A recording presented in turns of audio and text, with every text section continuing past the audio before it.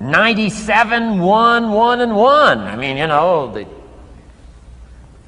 I had to start there. Start with pennies. And remember, it's not the amount that counts. Mr. Schoaf gave me the clear situation. Here it is. It's not the amount that counts, it's the plan that counts. When I met Mr. Schoaf, I'm 25 years old. I said to him, if I had more money, I'd have a better plan. He said, no, Mr. Rohn, if you had a better plan, you'd have more money. 6 years? 6 years? In America, 6 years? Come on, it's not the money, it's not the amount, it's the plan that counts. So set up an ideal plan like this. Now you can rearrange this and modify it to suit yourself. I'm just giving you here as an example. So set up the ideal and then start making progress toward it. Because finally, these numbers are going to change if you move on up into the higher area, right? The people I work with around the world couldn't spend 70 cents out of every dollar. It would be obscene. That'd be too much. So these numbers are bound to change. I don't know what mine are. Probably 20% up here. A lot larger numbers down here. Okay? So these numbers can change. I'm just offering you a good sample philosophy. Remember, philosophy is the set of the sail. The economy is not the set of the sail for you. For you, the set of the sail is your own philosophy, your own thinking, your own plan, your own concept. Don't borrow somebody else's plan. Don't borrow somebody else's concept. Don't borrow the concept, you know, spend all you can, cross your fingers and hope for the best. Don't borrow that. Develop your own philosophy, and I'm telling you, it'll lead you to unique places.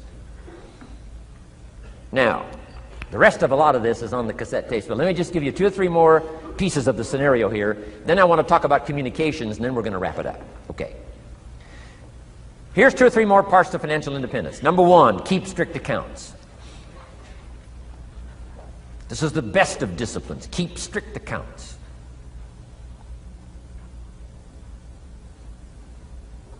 Did you ever hear this expression? I don't know where it all goes. Did you ever hear that? I don't know where it all goes. Oh, we'd love to have you run our company. You don't know where it all goes. Whoa. Did you ever hear this? It just gets away from me. It just seems it just gets away from me. Oh, we'd love to turn the world over you. It just gets away from you. Come on, you got to have better disciplines than that. Let that be the 90%. Let that be the scenario of the 97%, but don't let it be your scenario. Don't let it become your philosophy. Keep strict accounts. Next, a new attitude. I had to develop a new attitude as well as new concepts. Here's what I used to say. I hate to pay my taxes. Schoaf said, well, that's one way to live. I thought, well, doesn't everybody hate to pay their taxes? He said, no. No, a few of us have gotten way past that. He says, once you understand what taxes are, here's what taxes are in our governmental system in our society. Taxes is how you care and feed the goose that lays the golden eggs. Democracy and liberty and freedom. Free enterprise. Wouldn't you want to feed the goose that lays the golden eggs? Somebody says, well, the goose eats too much. That's probably true. I understand that. Of course that's true. But see, better a fat goose than no goose.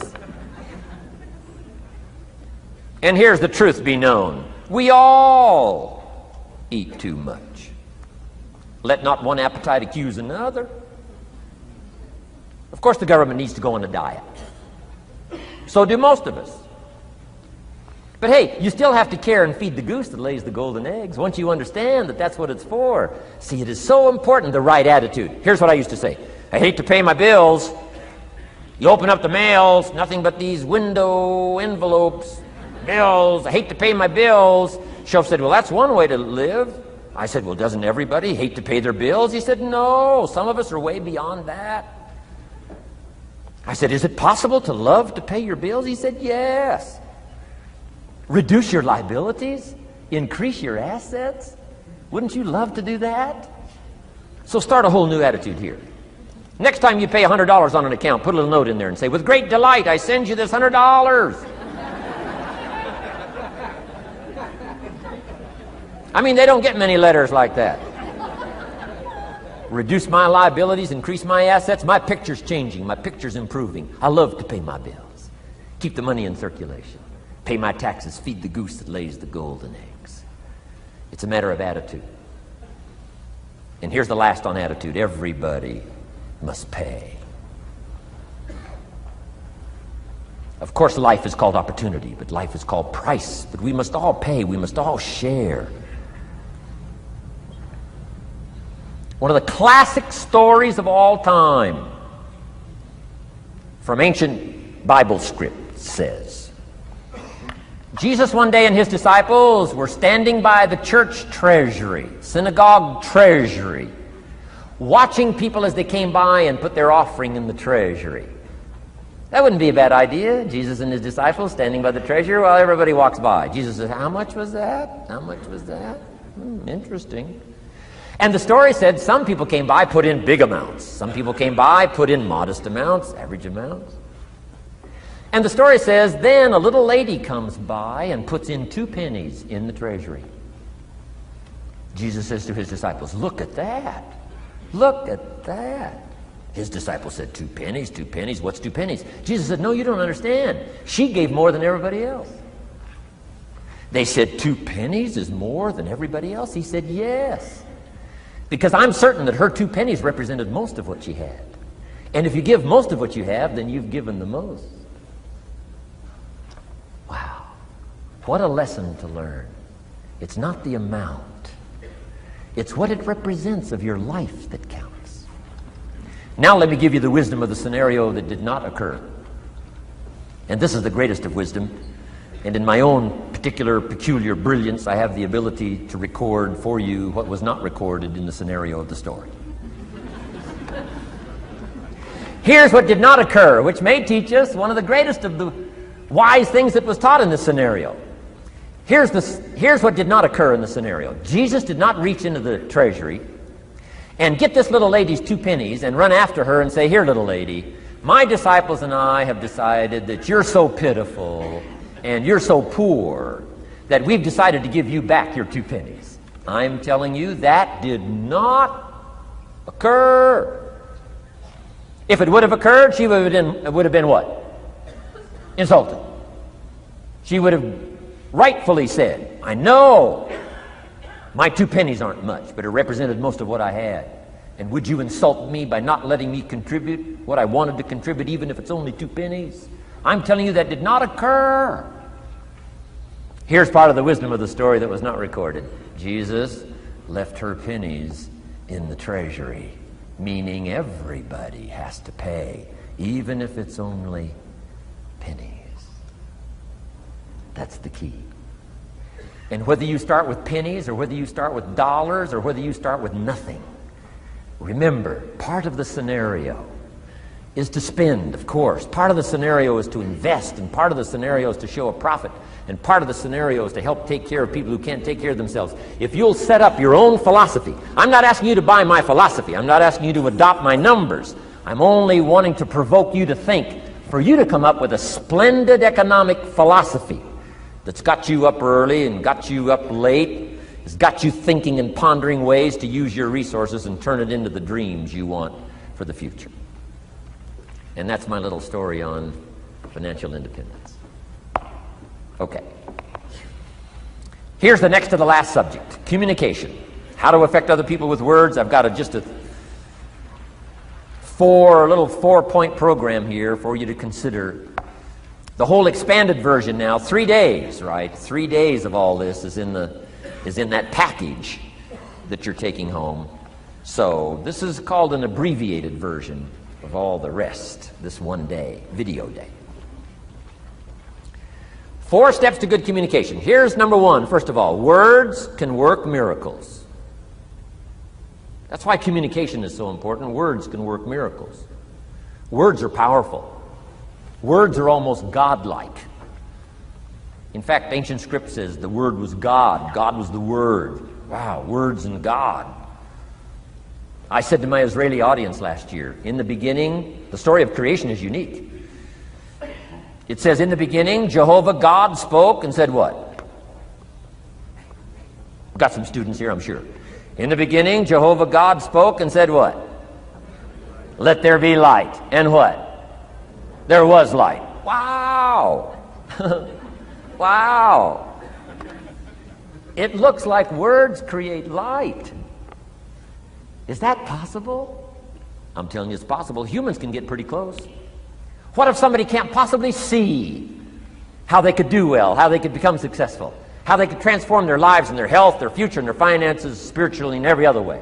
They can't see, and you come along and share your story, and maybe borrow some other stories. And by the time you get through with a good presentation to this person, they say, now I can see.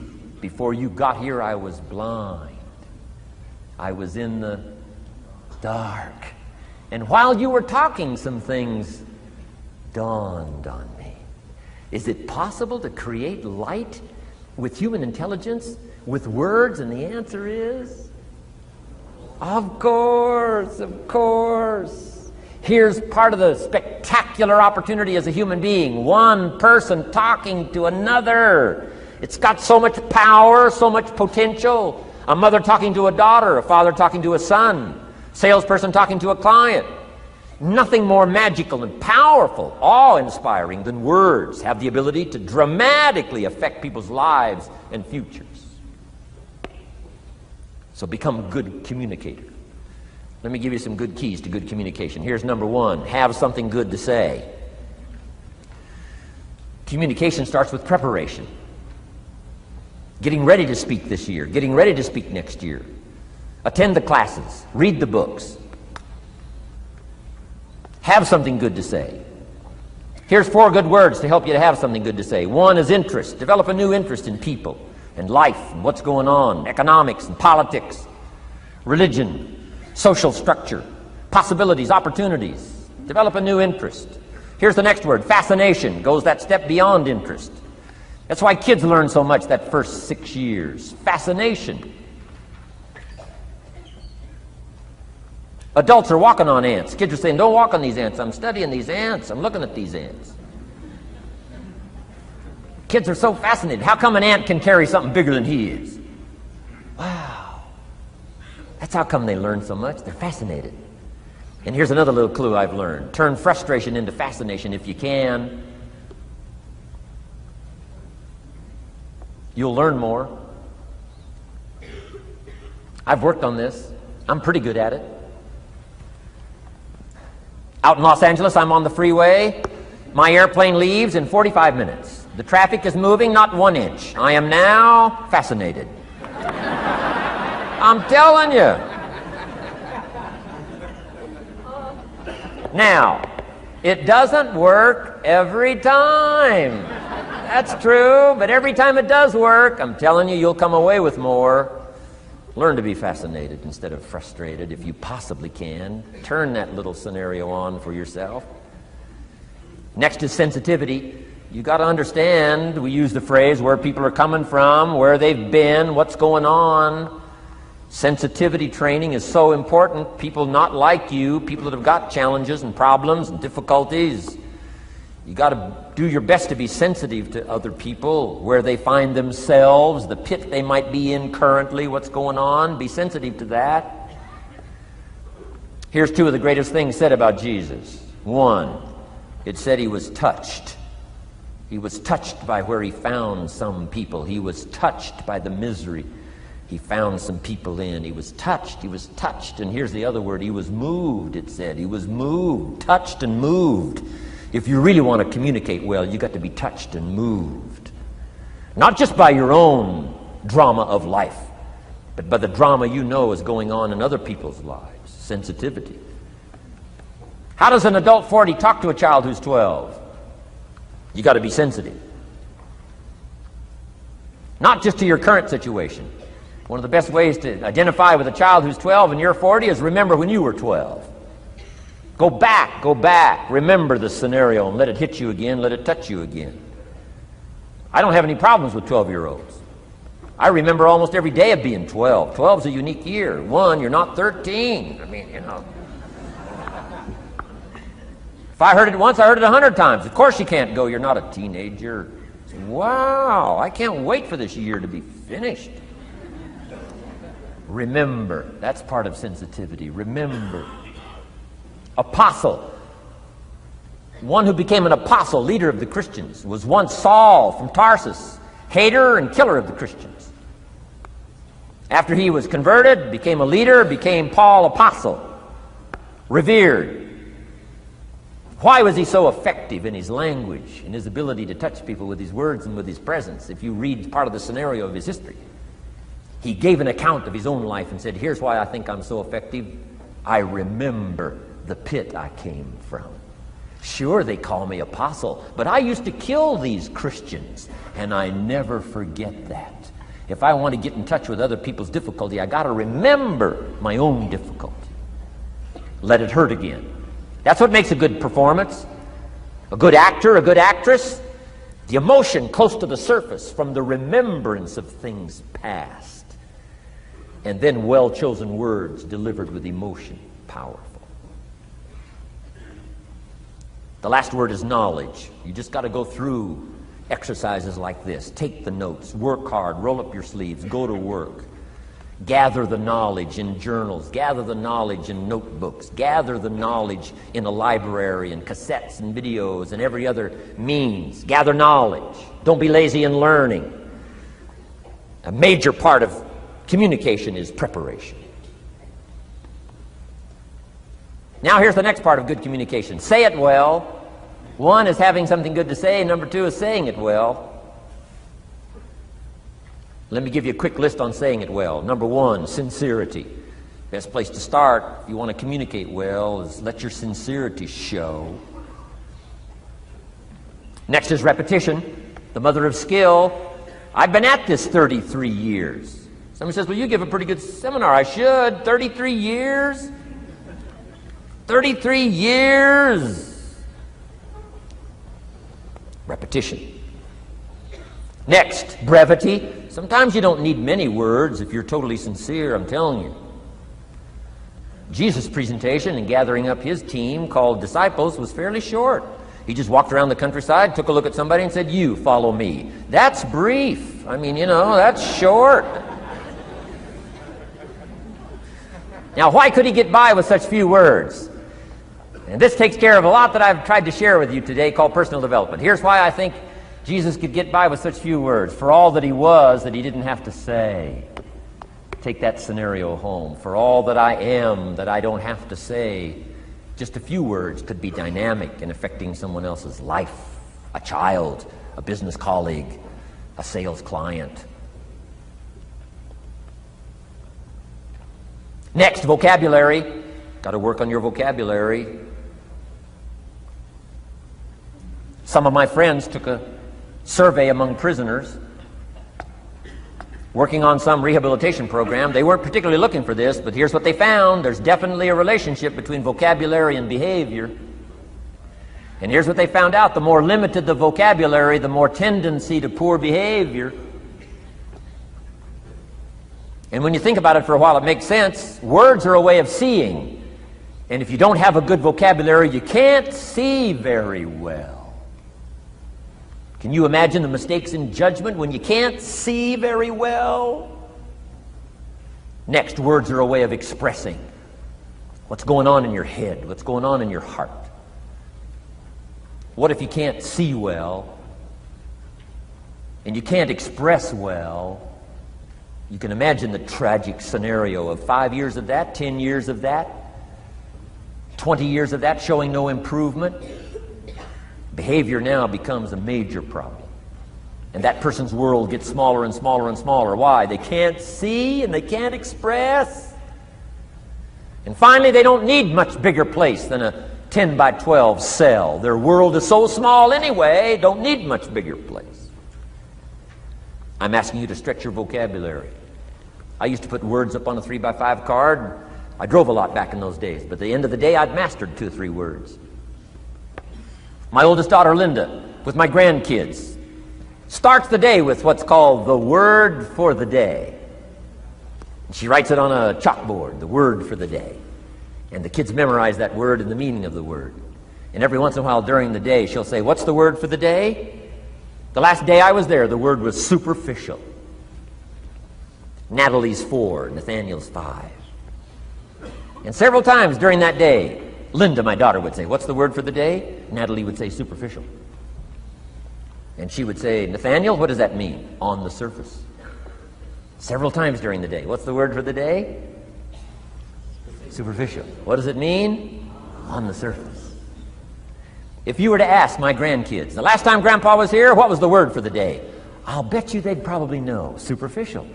On the surface. Word for the day. Why not learn a word a day? Why not add to your vocabulary so you can see more, see better, and express better? Put out in words what's in your heart, what's in your soul, what's in your mind. It's important. So say it well. Here's number 3. Number 1 was have something good to say. Number 2, say it well. Here's number 3. Read your audience. These are just simple concepts now. You've got to add some of the details, but that's what I'm mainly good for, is concepts. Read your audience. If you're talking to a child, you've got to study the face of the child. You've got to study a little body language. You've got to study what's going on. So you'll know whether to shift gears, come on a little stronger, ease off a little, might be too strong, search for another illustration, soft, strong. A lot of that is dictated by reading your audience. When I first started lecturing, I had some challenges here. I was so absorbed in my notes, lecturing like this. I'm telling you, in those early days, the audience could have left and I'd kept right on going. I didn't know what was going on down here. I didn't know what was going on over here. I didn't have any idea what was happening over here, whether I should come on a little stronger, ease back. I didn't know. I couldn't read my audience. So, read your audience. A prospect, read. Now let me give you some ways to read. Number 1, by what you see. Body language tells us some things. How to shift gears, whether to go on, whether to stop. If you're talking to somebody and they're leaning toward the door, that means you gotta hurry, right? They're not gonna be here long.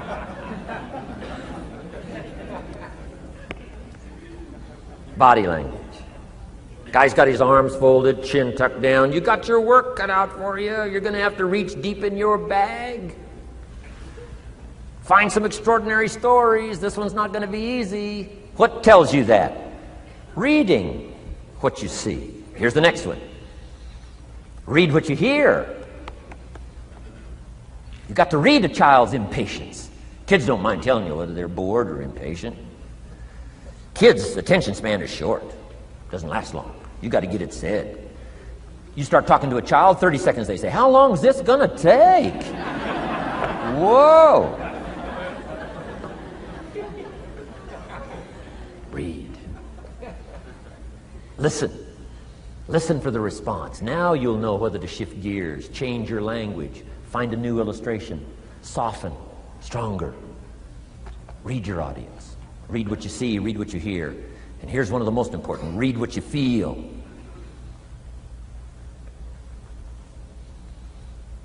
Now, women are probably better at this than men when it comes to picking up emotional signals.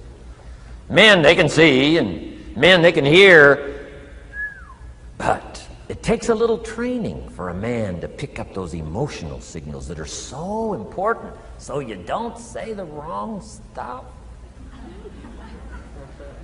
Because it's so easy to make a mistake in language. What if you meant to say to someone you care about? What if you meant to say, "What's troubling you?" And instead you said, "What's wrong with you?"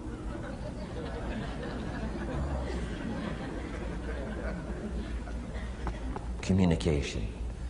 So read the emotional signals. If we could learn from the women on this emotion. Women have this uncanny antenna picking up this stuff. Woman says, "Doesn't feel right." I mean, what does that mean? It doesn't feel right. It doesn't feel right. Whoa. Women have got it though. Seems to be built in. Especially danger. Women pick it up quicker than men. It's built in, I think. Way back, right? Man was the provider, Mama was the protector at home. So she picked up this scenario of danger, I think, these signals. but they are good. In the middle of the night, Mama wakes up. The baby cries. Mama wakes up. Papa sleeps. The faintest cry, Mama's awake. Or she nudges her husband and says, go look, something isn't right. He says, what do you mean it isn't right? She says, no, go look. He said, hey, everything's okay. She says, go look. He says, okay. And he gets out of bed, goes downstairs. The front door is open. How did she know that? We don't know. I mean, she just knows. She just knows.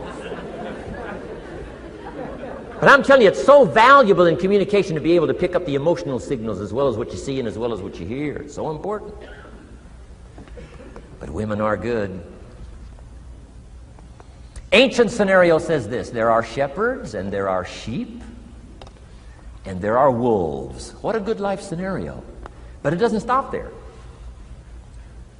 This ancient scenario says also, some wolves are so clever, they've learned to dress up like sheep.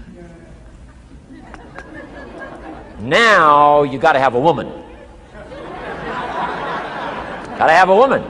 Man says, looks like a sheep, talks like a sheep. Woman says, ain't no sheep. Take my word for it. They know.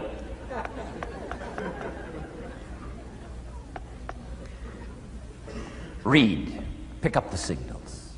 Don't ignore the signals. Develop this personal development scenario, communication, financial independence, and all the rest. Now here's the last part. Intensity. Words mixed with emotion. Words mixed with hate. Words mixed with love.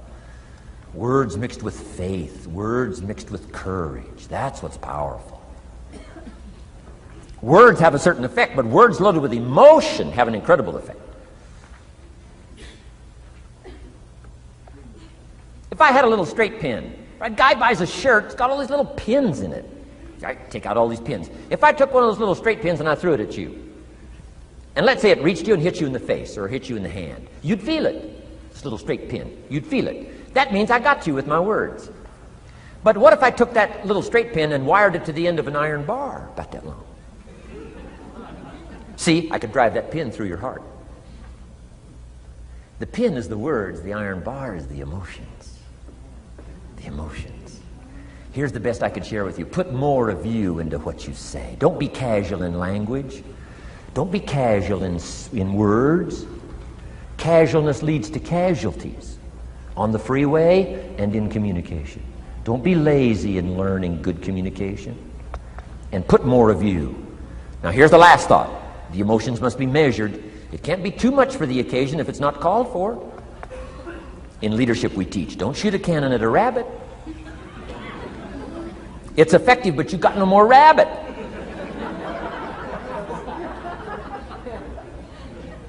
So here's some of the most powerful scenario in communication. Here it is. Well-chosen words mixed with measured emotion. The basis of affecting people with good communication. Well-chosen words mixed with measured emotion. And one last point on communication. The more you care, the stronger you can be. The more you care as a mother, the stronger you can be with your children. The more you care as a father, the stronger you can be. The more you care as a leader, the stronger you can be in helping to solve problems, getting on somebody's case. The more you care. But you got to care. I don't mind a minister consigning my soul to hell fire for my sinful ways. I don't mind that. If he believes it, I don't mind him consigning my soul to hellfire for my sinful ways, as long as he does it with tears and not with joy. If you're going to preach a message on hellfire and consign people to hell's fire, you got to cry and sob your way through a sermon on hellfire. We would all dismiss as a performance a dry-eyed sermon on hellfire. You can't legitimately preach hellfire unless your heart breaks. Otherwise, it's a performance. Otherwise, we could all dismiss it. Why? The heart's not there. There are some conversations that don't make sense unless they're accompanied by tears. It doesn't mean anything unless it's accompanied by a broken heart.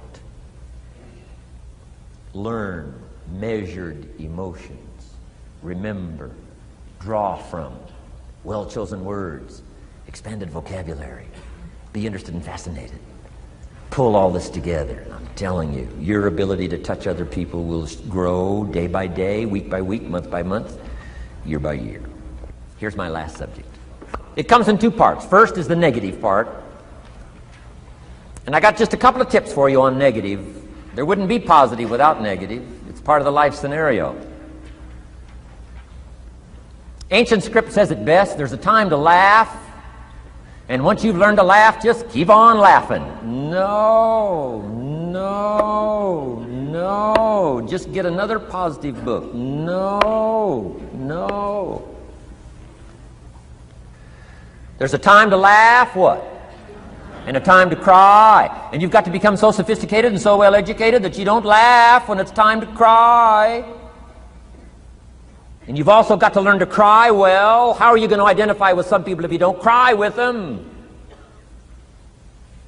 It's very important. The negative side is very important. Negative thinking. I teach kids, and you'll find it on those cassettes, the ant philosophy.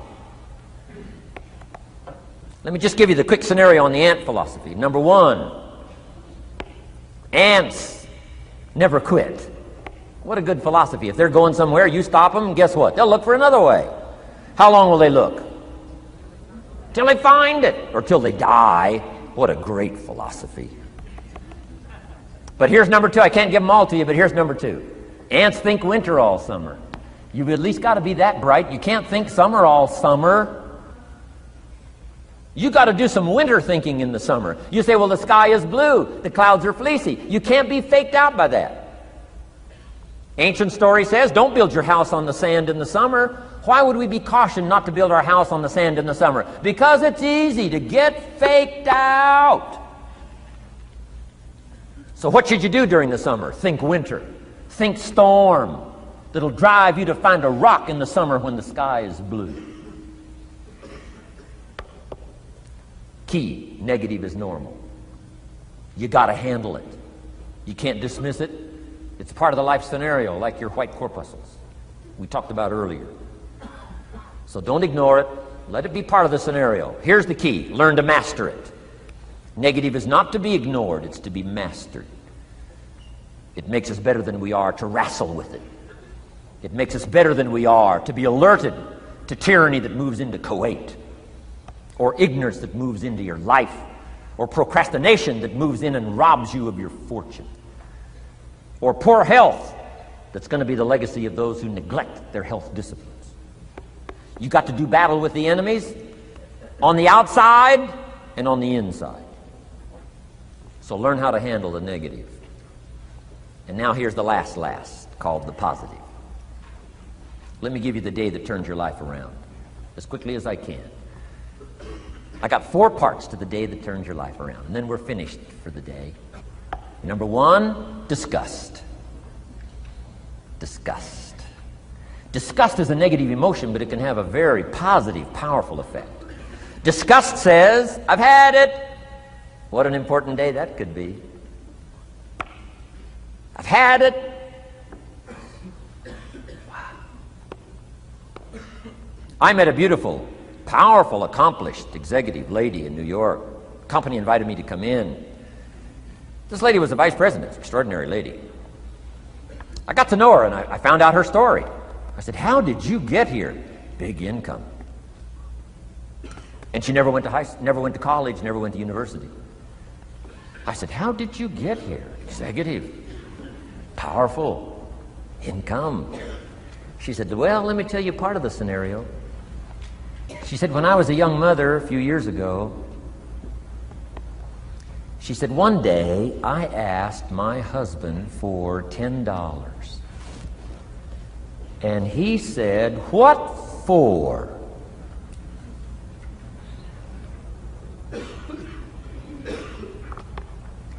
She said, before that day was over, I decided I would never, ever ask again. She said, I started studying opportunity, found it, took the classes, put myself through the schools, did the scenario. Now I'm vice president. I make a lot of money. And she said, I kept my promise. I've never, ever had to ask again. It's called a life-changing day. The day you say, enough is enough.